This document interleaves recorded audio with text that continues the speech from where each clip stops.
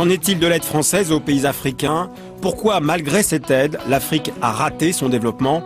Nous sommes allés poser ces questions à Aminata Traoré.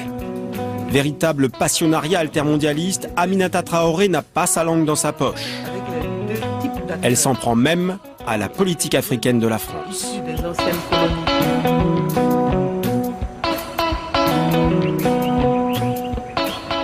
La nature de la coopération est telle que nous fonctionnons pour l'Europe et plus particulièrement dans le cadre de l'Afrique francophone pour la France. C'est-à-dire que c'est tout bénéfice pour la France aujourd'hui, les relations commerciales et économiques avec Je crois que la France, c'est de bonne guerre. La France n'a aucune raison de financer des politiques de développement qui pourraient être contraires à ses intérêts. Mais c'est un peu normal, hein, très honnêtement. Mais dans ce cas, c'est ce que je dis, à partir de ce moment, on ne donne pas de leçons aux autres. Si la France veut imposer ses réformes néolibérales à l'Afrique, et qu'elle en assume les conséquences, qu'elle se laisse poser les mêmes questions. Et ça, c'est-à-dire qu'elle ouvre ses frontières?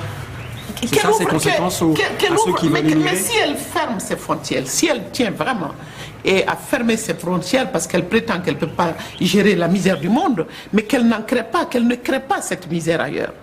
Vous ne pouvez pas prendre constamment et puis miroiter. C'est-à-dire qu'on veut une Afrique est ouverte et qui consomme, parce que le jeu, on a beau dire, et c'est ça aussi qui est marrant, on pleurniche sur la pauvreté de l'Afrique, mais on n'est pas mécontent de pouvoir vendre à l'Afrique.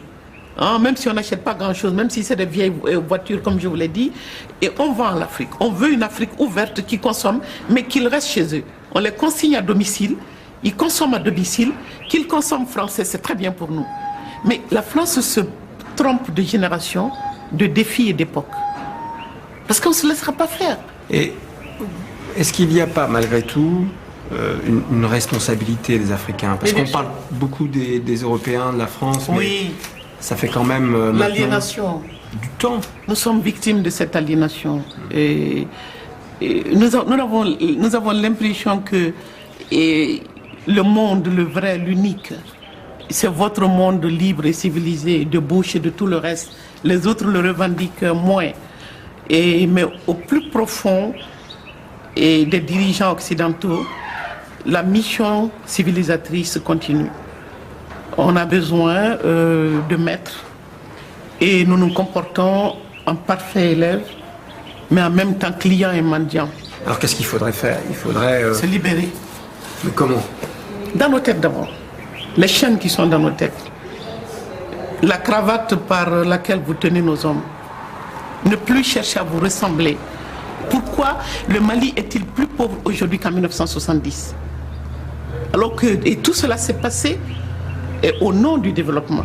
De quel développement s'est-il agi?